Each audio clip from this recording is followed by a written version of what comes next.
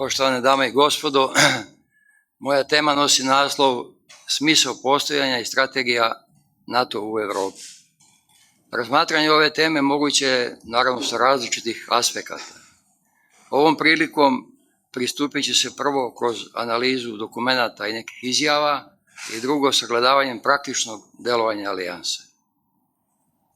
Smisao postojanja NATO može da se uoči već u poznatoj izjavi prvog generalnog sekretara tog saveza, Lorda Ismaija, koji je naglasio da je ta alijansa formirana kako bi Amerika ostala u Evropi, Rusija se potisnula iz Evrope i Nemačka zadržala u svojim granicama. Ovaj pristup je u mnogim elementima aktualan i ovo vreme, iako je prošlo više od 70 godina od formiranja tog saveza. Kao što se vidi, radi se o očiglednim geopolitičkim ambicijama da Sjedinjene Američke Države s jedne strane zadrže dominaciju u Evropi, a sa druge strane da ne dozvole povezivanje Rusije sa zapadnom Evropom, a pre svega sa Nemačkom, što je definisano još početkom 20. veka u obliku takozvanog sanitarnog kordona i teorije o značaju Heartlanda i Rimlanda. Povodom raspuštanja Varšavskog ugovora 30. juna 1991. godine, raspoloženje mnogih ruskih predstavnika i nekih drugih bilo je da prestoji rasformiranje i NATO, jer nema više smisla da taj savez funkcioniše, pošto je nestao glavni protivnik Varšavski ugovor. Neposredno pre agresije NATO na SR Jugoslaviju 1999. godine, u mnogim kontaktima sa predstavnicima zemalja te alijanse ukazivali smo da se problemi na Kosovu i Metohiji mogu rešiti civilizovanim metodama, to je pregovorima, a ne upotrebom sile. Utisak je bio da je većini tih stranih predstavnika bilo jasno o čemu se radi, ali su mnogi od njih ukazivali da je u pitanju kredibilitet NATO pred obeležavanje 50-godišnjice njegovog formiranja. Mnoge naknadne izjave visokih predstavnika zemalja koje su učestvovali u agresiji potvrđuju da se nije uopšte radilo o brizi o sudbini kosmetskih Albanaca, već su u pitanju bili geopolitički interesi ključnih zemalja alijanse. Na to ukazuje i izjava američkog generala Clarka, komandanta NATO snaga, koji je komandovao i bombardovanjem, odnosno agresijom na SR Jugoslaviju. On je naglasio da uzrok rata nije Kosovo. Na kraju, to takođe nema ništa sa etničkim čišćenjem. To je borba za budućnost NATO, za kredibilitet SAD, ukoliko se upotrebljava sila u međunarodnim odnosima. Isto tako je nedavna izjava američkog zvaničnika Richarda Grenella da je značaj Vašingtonskog sporazuma u tome da se Srbija i Kosovo udaljavaju od Kine i Rusije, kao i državnog sekretara Pompea da će SAD nastaviti ozbiljno angažovanje na Balkanu, ukazuje na geopolitički pristup pogotovo svim procesima koji se odvijaju. A sve to praksa je pokazala, najverovatnije neće se odvijati bez učešća potencijala NATO. Što se tiče strategije NATO u Evropi, mogu da se razmatraju dokumenta koja su do sada usvojena od osnivačkog akta, to jest potpisivanja Severnoatlantskog sporazuma u Vašingtonu 4. aprila 1949. godine, pa do najnovijih dokumenta. Među mnogim dokumentima poseban značaj ima strateški koncept NATO usvojen na samitu u Lisabonu, koji je održan novembra 2010. godine. To je 7. po redu strateški koncept, čija je važnost projektovana na 10 godina, to je do novembra ove godine. Osnovne postavke tog strateškog koncepta jesu: prvo, puna reafirmacija člana 5 Vašingtonskog sporazuma. Drugo, aktivno angažovanje na sprečavanju kriza, kontrolisanju sukoba i stabilizaciji postkonfliktnih situacija, podrazumevajući i bližu saradnju sa ostalim partnerima, pre svega sa Ujedinjenim nacijama i Evropskom unijom.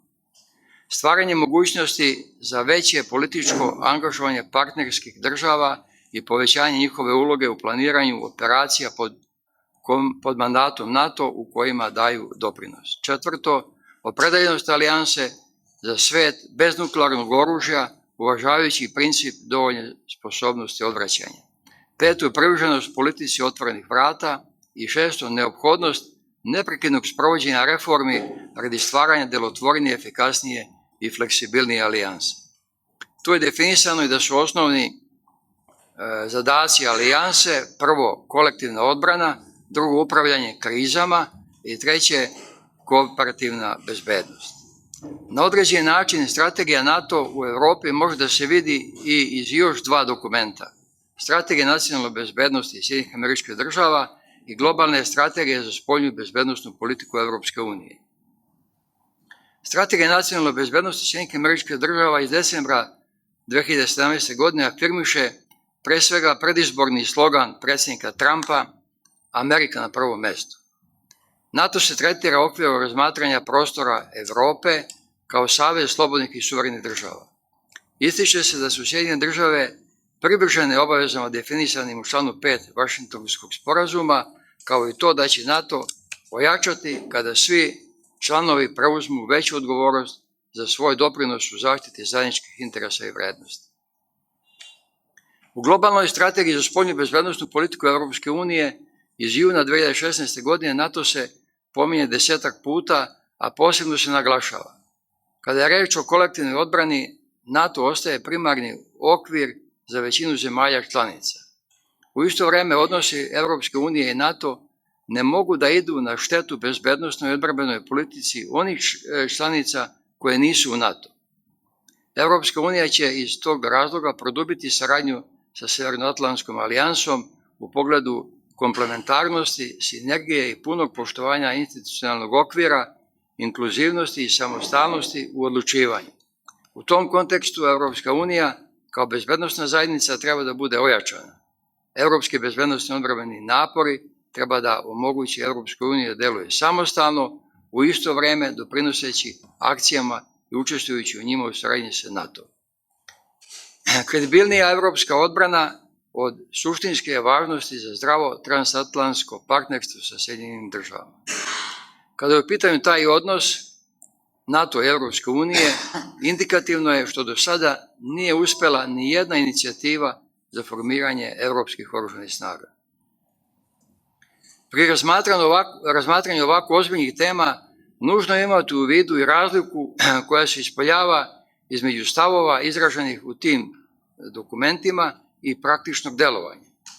Kada je u pitanju NATO, onda mi u Srbiji imamo razlog više za ozbiljnu analizu ovih suprotnosti. Naravno, to se odnosi pre svega na agresiju na našu zemlju 1999. godine. Taj nesrećni događaj je očigledni primjer navedenih razlika između deklarativno izraženih stavova na nivou alijanse i pojedinih zemalja i praktičnog delovanja. Ovo je međutim tema za neku posebnu analizu. Već 30 godina u Evropi traje rasprava o tome da li će NATO opstati ili će se rasformirati, kao što je bio slučaj sa protivničkim Varšavskim ugovorom. Svedoci smo realnosti da se NATO nije rasformirao, već naprotiv permanentno se odvija proces njegovog širenja i to po dve dimenzije.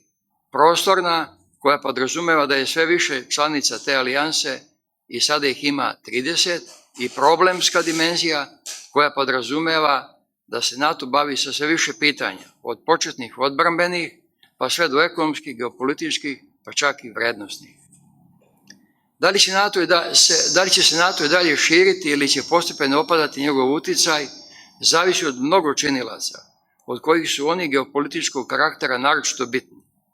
To se odnosi pre svega na ishod suprotnosti nekoliko geopolitičkih procesa koji su istovremeno u toku, kao što su nastojanje Sjedinjenih Američkih Država da zadrže unipolarni poredak i drugih sila da zaživi višepolarni svet. Zatim, na svetskom planu istovremeno deluje globalizacija, regionalizacija i resuverenizacija. I na evropskom prostoru sukobljavaju se ideje evroatlantizma, evroazijstva i kontinentalizma. Te da li će Evropska unija biti savez nacija, konfederacija, federacija ili će se raspasti.